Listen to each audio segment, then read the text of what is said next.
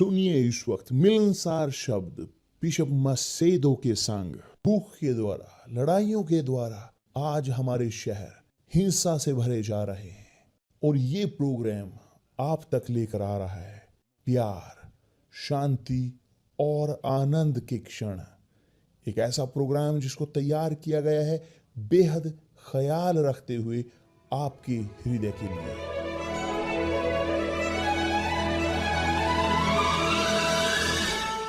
और अब आपके साथ मिलनसार शब्द बिशप मसेदो के।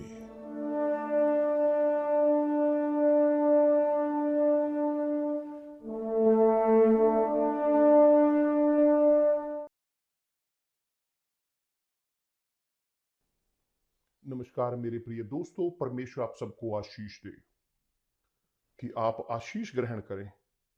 और यदि किसी के पास है कोई चीज मेरे खिलाफ, या कोई है कि जिसने मुझे अपमानित किया है, मैं क्षमा चाहता हूं, क्षमा करता हूं सबको जितने ने मुझे अपमानित किया है, या मुझे अपमानित करते आए हों, या मुझे अपमानित करेंगे।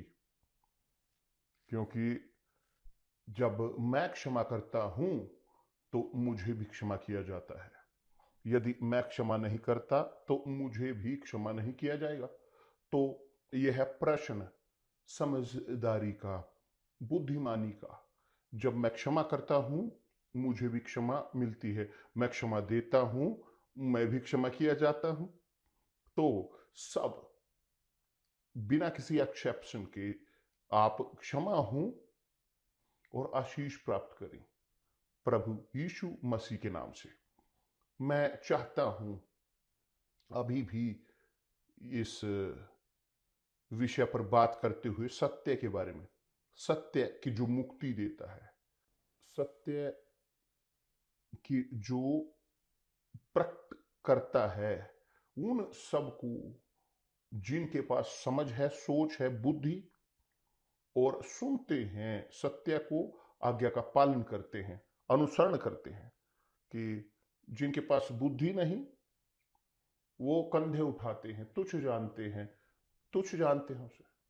मगर वास्तविकता है कि हमारे पास, हम यहां देख चुके हैं पवित्र शास्त्र में कि परमेश्वर वो अपने शब्दों का सम्मान करते हैं, क्योंकि उनके शब्द उनका आदर है। परमेश्वर के शब्द परमेश्वर का सम्मान है। परमेश्वर ने हमें दिए हैं उनके शब्दों, उनका सम्मान। उन्होंने कहा तुम सत्य को जानोगे और सत्य तुम्हें स्वतंत्र करेगा। तो प्रभु यीशु सत्य है कि जो मुक्ति देते हैं, उनके शब्द मुक्ति देते हैं।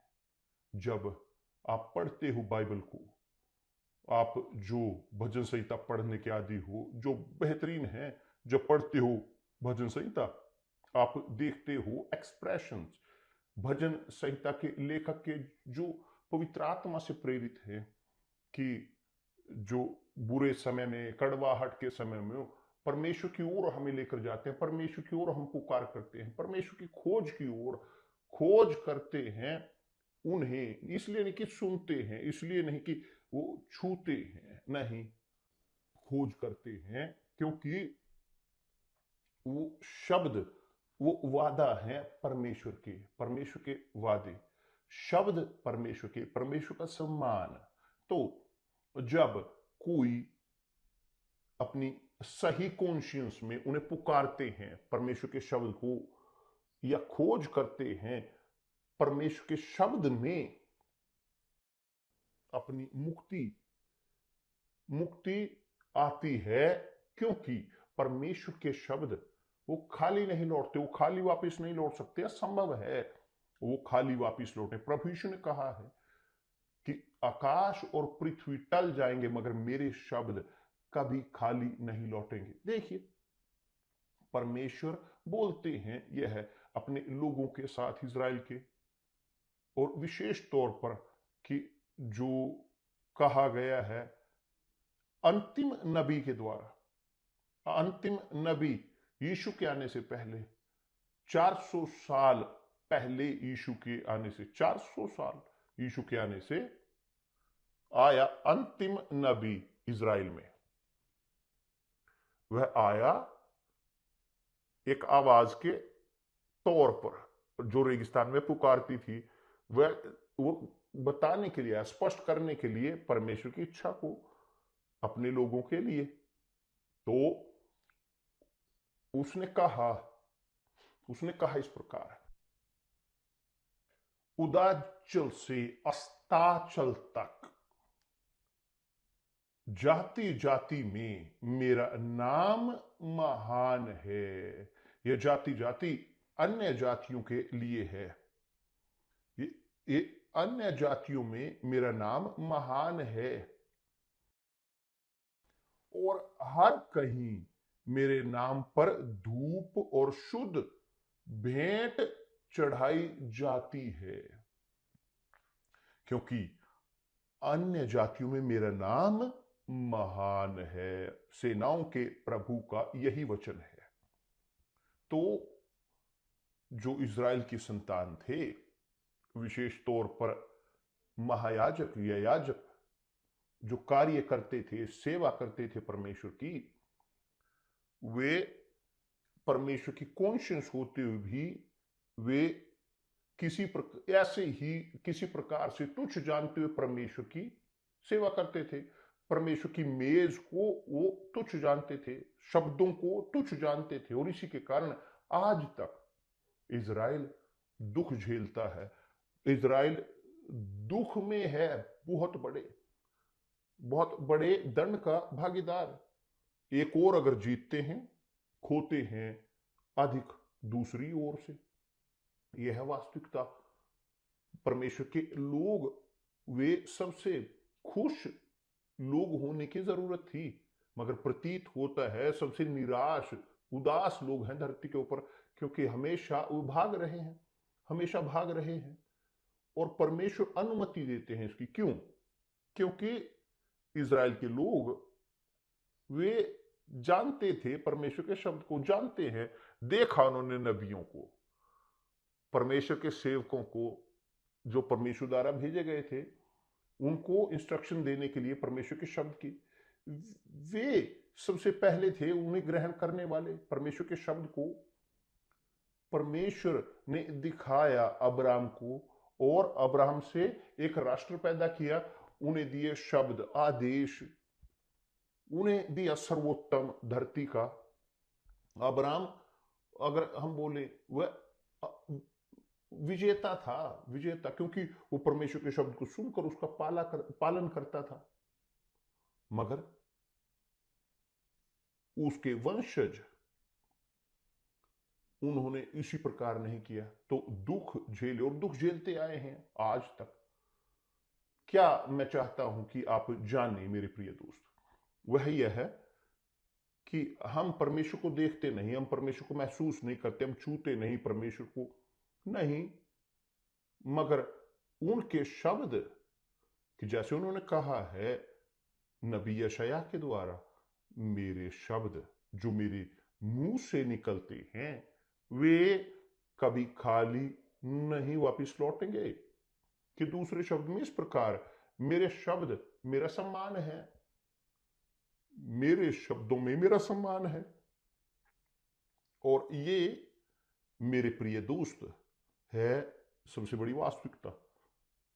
जब एक व्यक्ति परमेश्वर के शब्द पर विश्वास करता है, वह शब्द को परमेश्वर के सबसे पहले रखता है, सबसे पहले विचार, सबसे पहला आइडिया, वो उसमें जीते हैं। यह सत्य है कि जो उन्हें जीवन देता है, वो जो उन्हें गारंटी देता है सफलता की, जो उन्हें देता है आशीषों की, जो गारंटी देता है उन्हें खुद वादों की, खुद के वो जो वादे हैं जो परमेश्वर के शब्द में है। परमेश्वर के शब्द वो केवल आज्ञाएं नहीं है और नियम या विवशताएं, मजबूरियां नहीं। परमेश्वर के शब्द, उसमें नियम है, हमारी जिम्मेवारियां, जी हाँ, मगर वादे भी हैं शानदार। यदि आप पढ़ें व्यवस्था विवरण अध्याय 28, वहां पर लिखे हैं आशीष उनके लिए कि जो आज्ञा का पालन करते हैं, अनुसरण करते हैं परमेश्वर के शब्द का। और वहां पर लिखा है शाप भी।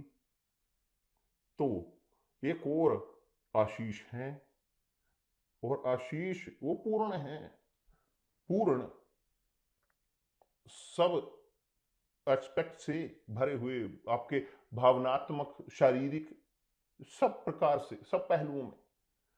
अब ये आशीष वो निर्भर करते हैं एक व्यक्ति पर कि वह सुने और आज्ञा का पालन करे, उन आदेशों को, उन नियमों का। इसीलिए प्रभु यीशु ने कहा है तुम सत्य को जानोगे और सत्य तुम्हें स्वतंत्र करेगा। जब एक व्यक्ति, उसके अंदर बुद्धि है, सोच है, वो जानते हैं सत्य को, वो खोज में जाते हैं सत्य की, वो डिमांड करेंगे परमेश्वर से इस सत्य की। बल्कि मैं आपको कहता हूं कि यहाँ रविवार, इस रविवार को हमारे पास विश्वास का उद्देश्य होगा। सब पूरे संसार भर में जहां सब लोग जो चाहते हैं अपने आप को समर्पित करना, वो टेस्ट करना चाहते हैं, परमेश्वर के साथ परखना चाहते हैं, परमेश्वर के शब्द के साथ वो परखना करना चाहते हैं और परमेश्वर के साथ ही टेस्ट करना चाहते हैं। और जो आप परमेश्वर के साथ ही टेस्ट करते हैं तो आप देखते हो स्पष्ट तौर पर कि उनका अस्तित्व है। क्यों? क्योंकि उनका शब्द उनका सम्मान है, उनके शब्द परमेश्वर का सम्मान है।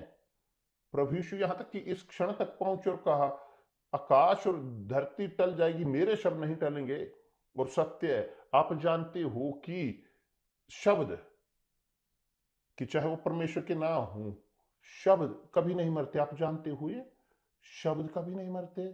शब्द कि जैसे एक आत्मा है, आत्मा कभी नहीं मरती, शब्द भी नहीं मरते, वो नहीं मरते।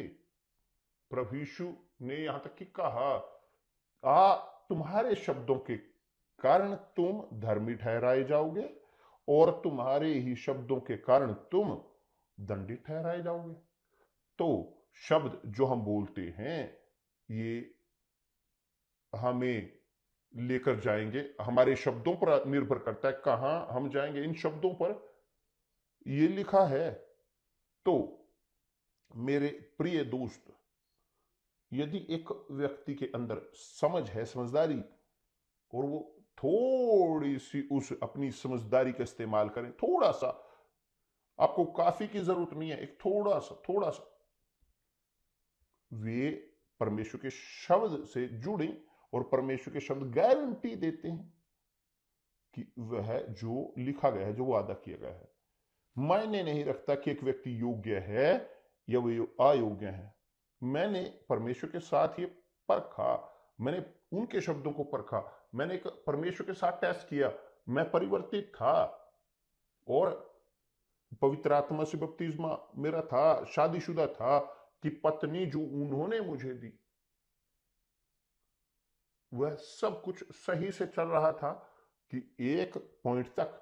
मगर कमी थी, एक चीज की कमी थी, परिस्थितियां, आर्थिक तौर पर। तो मैं आपको बता सकता हूं वह है कि जो मैंने जिया उस रात गुरुवार की मैं जब पहुंचा घर पर, और एस्तर, मैं घर पर पहुंचा और केवल यहाँ सिर्फ इतने पैसे मेरे पास थे काम पर मैं लौट सकूं अगले दिन। मेरे पास परिस्थिति नहीं थी कि अगले दिन मैं वापस लौट सकूं घर में, इतना पैसे भी नहीं थे, केवल जाने के पैसे थे शुक्रवार को। तो उन क्षणों में एस्तर ने मुझे कहा यदि कल मुझे पैसे की जरूरत है, क्योंकि कल वहां मुझे शॉपिंग करनी है, मुझे खरीदनी है, कुछ भी नहीं है घर में, ना ही अंडे फ्रिज में। जब उसने यह कहा और मैं वहां अगले दिन का सिर्फ मेरे पास किराया था, मुझे अपने आप को ऐसा लगा कि मैं कचरा हूं, बपतिस्मा प्राप्त किए हुए भी, पवित्र आत्मा ग्रहण के पाप में ना होते हुए भी। यहां इसके अलावा यहां तक कि परमेश्वर के साथ मैं कर्जे में रहता। वो कर्जा भी मेरे पास नहीं था कि दशमांश को लेकर, भेंट को लेकर, उस समय वो मेरे पास नहीं था कि उन क्षणों में उस ऋण में रहते हुए, उस कर्जे में रहते हुए मैं शब्द पर गया परमेश्वर के विश्वास के द्वारा, और उसने मुझे सुना और उसने मुझे उत्तर दिया। उसने सुना मेरी पुकार को, मगर जरूरी था कि मैं पहुंचूं उस गहरे गड्ढे में। ऐसे होते हुए भी, पवित्र आत्मा से भरे हुए भी, मैं पाप में नहीं जी रहा था। मैं जी रहा था अपनी जिंदगी को जो नेचुरल नॉर्मल थी। काम करता था, पढ़ता था, और मैं कोशिश करता था कि पूरी ताकत लगाकर कि मैं अपने घर का ख्याल रख सकूं, परिवार का ख्याल रख सकूं। और परिवार, एस्तर और मैं, हम दोनों, कोई और नहीं थे। तो उन क्षणों में जब उसने मांगा पैसा कि अगले दिन उसे शॉपिंग करनी है, मैंने कहा एस्तर, पूरी सैलरी मैं आपके हाथों में रख देता हूं, मैं केवल किराए के पैसे रखता हूं अपने पास। कैसे खत्म हो गए? हाँ, खत्म हो गए, और नहीं है। क्यों? क्योंकि उस समय में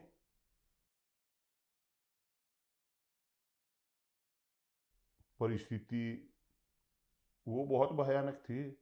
इन्फ्लेशन बढ़ चुकी थी, ऊपर था पूरा, महंगाई बहुत। तो पैसा जो मैं कमाता था वो खाने के लिए भी पूरा नहीं होता था। और उस रात, गुरुवार की रात, मैं बेचैन हो उठा। इसलिए नहीं कि परमेश्वर के साथ या उसके साथ गुस्सा, उसको उस पर गुस्सा हुआ, नहीं, मगर मेरे खुद पर मैं गुस्सा हुआ। अपने खुद से गुस्सा, उस परिस्थिति के खिलाफ विद्रोह। क्योंकि मैं पहुंचा उन क्षणों में कि मैंने कहा कि चलिए कमरे में चलते हैं। वहां पर हम गए, वहां से हम बात कर रहे थे टॉयलेट में, तो चलो कमरे में चलते हैं। तो मैंने वहां पर अपने आप को घुटनों पर मैं लेकर गया, एक और मैं घुटनों पर बैठा, हमने बाइबल को लिया बीच में, दूसरी ओर वो बैठी, और बेड पर रखी बाइबल मैंने खोला मलाकी, इस नबी की पुस्तक को, नबी मलाकी की अध्याय 3 और वचन 10।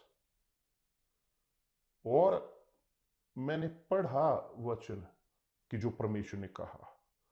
परमेश्वर ने कहा स्पष्टता के साथ, उसने कहा इस प्रकार, मैं पढ़ता हूं वचन को थोड़ा सा पहले। उसने कहा इस प्रकार इज़राइल के लोगों को, याकूब की संतान को, क्योंकि मैं प्रभु परमेश्वर नहीं बदलता। अपने पुरखाओं के दिन से तुम मेरी विधियों से हटते आए हो और उनका पालन नहीं करते। तुम मेरी ओर फिरो, तब मैं भी तुम्हारी ओर फिरूंगा। सेनाओं के प्रभु का यही वचन है। तुम मेरी ओर फिरो, तब मैं भी तुम्हारी ओर फिरूंगा।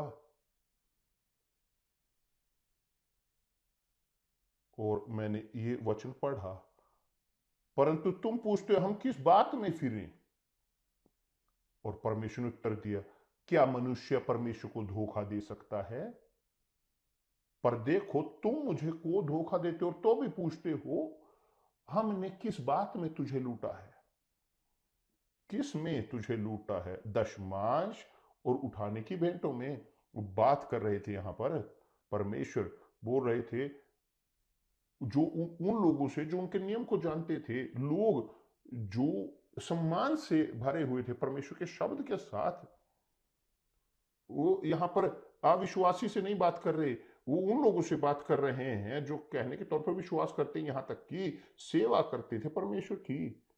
और तब उसने कहा तुम मेरी ओर लौटो, मैं तुम्हारी ओर फिरूंगा। हम किस बात में फिरें? परमेश्वर ने इस बात में प्रश्न पूछा, किस बात में फिरें? तब उसने कहा, क्या मनुष्य परमेश्वर को धोखा दे सकता है? पर देखो, तुम मुझको धोखा देते हो तो भी पूछते हो हमने किस बात में तुझे लूटा है? दशमांश और उठाने की भेंटों में तुम पर भारी शाप पड़ा है, क्योंकि तुम मुझे लूटते हो। जी, वरन सारी जाति ऐसा करती, सारी जाति ऐसा करती है। और तब उसने कहा, सारे दशमांश, यहां पर उत्तर दे रहे हैं परमेश्वर कि कैसे आप मेरी ओर लौट सकते हो, कैसे आप मेरी ओर लौट सकते हो। तब उसने कहा, सारे दशमांश, सारे सारे, यानी चाहे याजक हों कि जो याजक भी ना हों, सब लोग सारे दशमांश भंडार में ले आओ। भंडार यहां पर एक बैंक था, एक प्रकार का, वो बाजू में होता था मंदिर के, बड़ा घर, बड़ा भंडार, क्योंकि वहां पर बहुत सारी चीजें होती थी। सोना होता था, लोग सोना लेकर आते थे, चांदी, आभूषण, पशु, सब कुछ वहां होता था, सब सब सब सब। उसने कहा, सारे दशमांश भंडार में ले आओ कि मेरे भवन में भोजन वस्तु रहे। और उसके बाद, और उसके पश्चात ऐसा करके मुझे परखो। किसमें, कैसे? सेनाओं का प्रभु यह कहता है कि ऐसा करके मुझे परखो कि दशमांश में और भेंट में मुझे परखो। सेनाओं का प्रभु यह कहता है कि मैं आकाश के झोरों के तुम्हारे लिए खोल कर तुम्हारे ऊपर अपरंपार आशीष की वर्षा करता हूं कि नहीं। ये जो परमेश्वर ने वादा किया है अपने शब्द में, आप आर्थिक समस्या के साथ हैं? जी हां, परमेश्वर ने उत्तर दिया है। परमेश्वर कहता है जो आपको करने की जरूरत है। और मैंने इस वचन को लिया, हमने जो प्रार्थना की, मैंने एस्तर को हाथों में, अपने हाथों को रखा और मैंने देखा, मेरी प्रार्थना यहां तक कि 1 मिनट भी नहीं चली, क्योंकि मैं इतना इस प्रकार शर्मसार महसूस कर रहा था, क्योंकि मैं एस्तर को उसके घर से लेकर आया था, उसके माता पिता के घर से, एक वादे के साथ कि उसे दूंगा कम से कम वह कि जो ग्रहण वो करती आई थी माता पिता से। और वहां मैं था पूरी तरह से बिना किसी पैसे के, मैं उसे दे सकूं खरीदारी करने के लिए, अगले दिन के लिए। मैं वास्तव में पीड़ा में था, शर्मसार परिस्थितियों में, विद्रोह मेरे अंदर, विद्रोह परमेश्वर के खिलाफ नहीं, न ही एस्तर के खिलाफ। मैं मेरे अंदर गुस्से में था उस परिस्थिति के खिलाफ। परमेश्वर ने अनुमति दी कि मैं पहुंचूं उस परिस्थिति में, ताकि मैं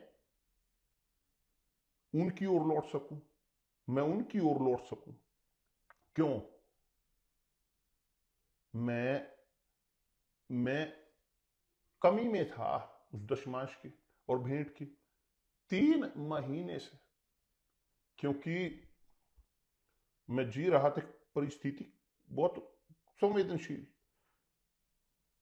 मुझे बिल पे करने होते थे, मैं रेंट पे करता था अपार्टमेंट का, तो 1 महीने रेंट में देता था और दूसरे महीने दूसरी चीजें पे करता था, अगले महीने रेंट पे करता था और दूसरी चीजें नहीं पे करता था। इस प्रकार जी रहा था मैं, इस प्रकार था इधर से उधर, एक एक उस पॉपकॉर्न के समान जंप करते हुए इधर से उधर उस पैन में। मगर उन क्षणों में मैं पहुंचा कि मेरे पास कुछ और नहीं था कि क्या मैं करूं। मैं बेचैन हो उठा, वास्तव में बेचैन। मगर कि बढ़िया चीज, मैं परमेश्वर के शब्द को जानता था, मैं जानता था परमेश्वर के शब्द को। मैं परमेश्वर के शब्दों की ओर गया। मैंने परमेश्वर के शब्द को जानना, और जब परमेश्वर के शब्दों को आप जानते हो, आप उतना अधिक परमेश्वर को जानते हो।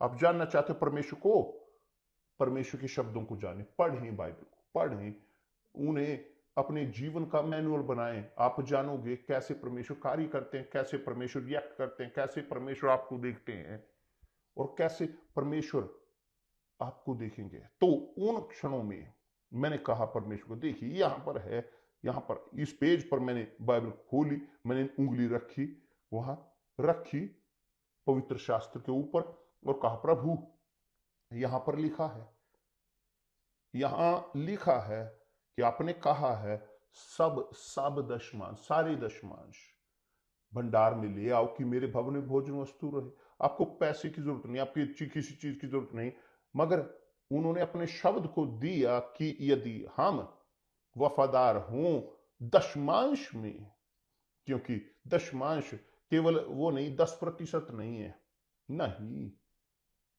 यदि आप, केवल आपको बताने के लिए, यदि आप लें 10%, 10% अपनी सैलरी का, सब कुछ जो आपके हाथ में आए, और अपने लिए इस्तेमाल करें, और 90% आप लेकर बचे हुए को आप चर्च में लेकर जाएं, परमेश्वर स्वीकार नहीं करते। परमेश्वर स्वीकार नहीं करते। स्वीकार कर सकते हैं भेंट के तौर पर, मगर दशमांश नहीं, क्योंकि आप दे रहे हो जो बचा हुआ है। आप बचे हुए को दे रहे हो, चाहे बचा हुआ ज्यादा क्यों ना हो, दशमांश से।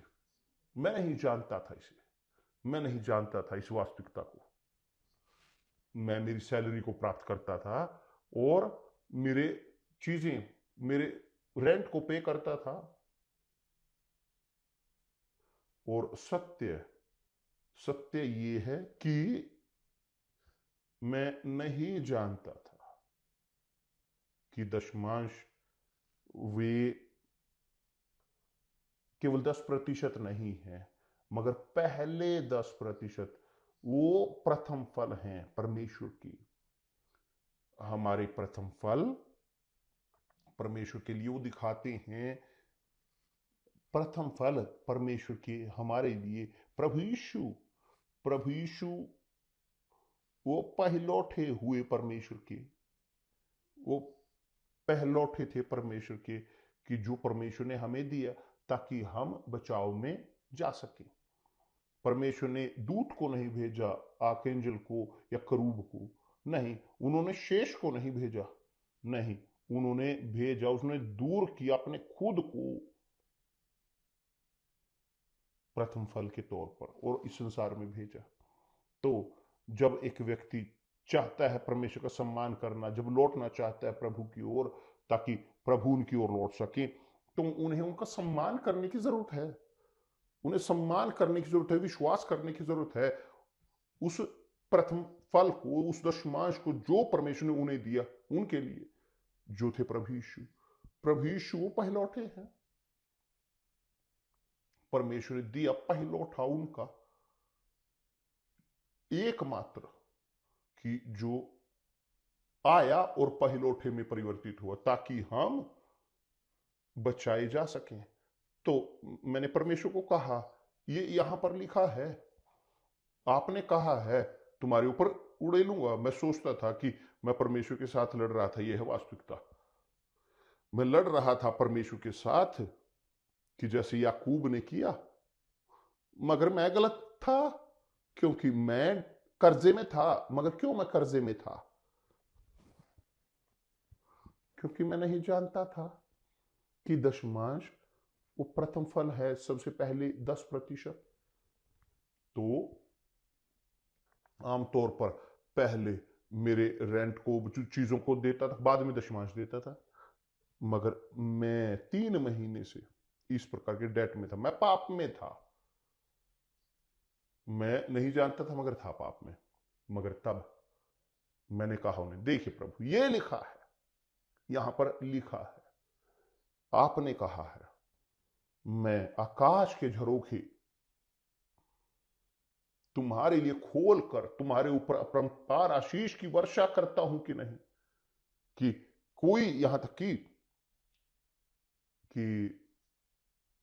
खजाने का घर वो सफिशिएंट नहीं होगा, काफी नहीं होगा खजाना उस आशीष को जो आप दोगे।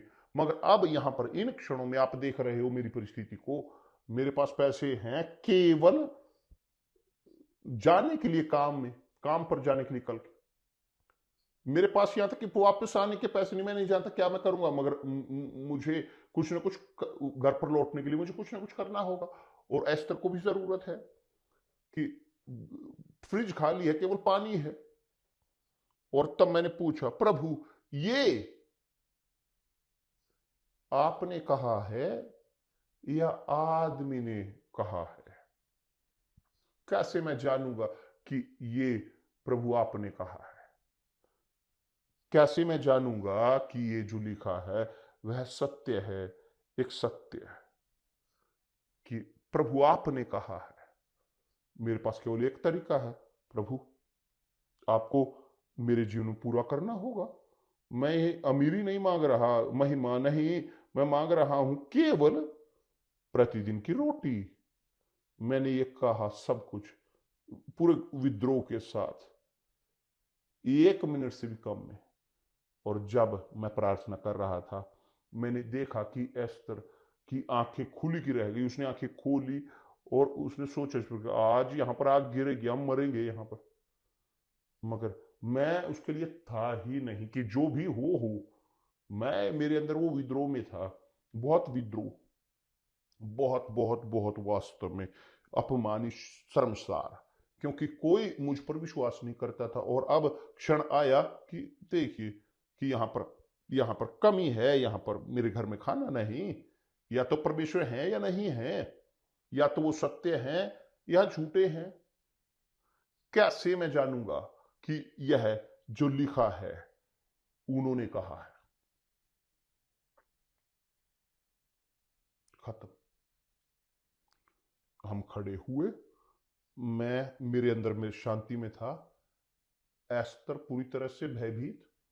और अगले दिन आया उत्तर, अगले दिन उत्तर आया 1 बजे दोपहर बाद। और तब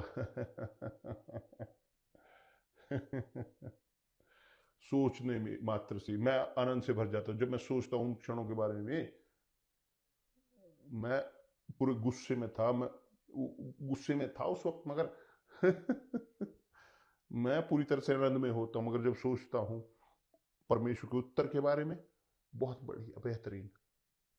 जब मैं पहुंचा घर पर लगभग 6 बजे शाम को, मैं पहुंचा भरे हुए बैगों के साथ, खाने के, मीट, सब कुछ कि एस्तर जो पसंद करती थी। और उस दिन से कभी भी, कभी भी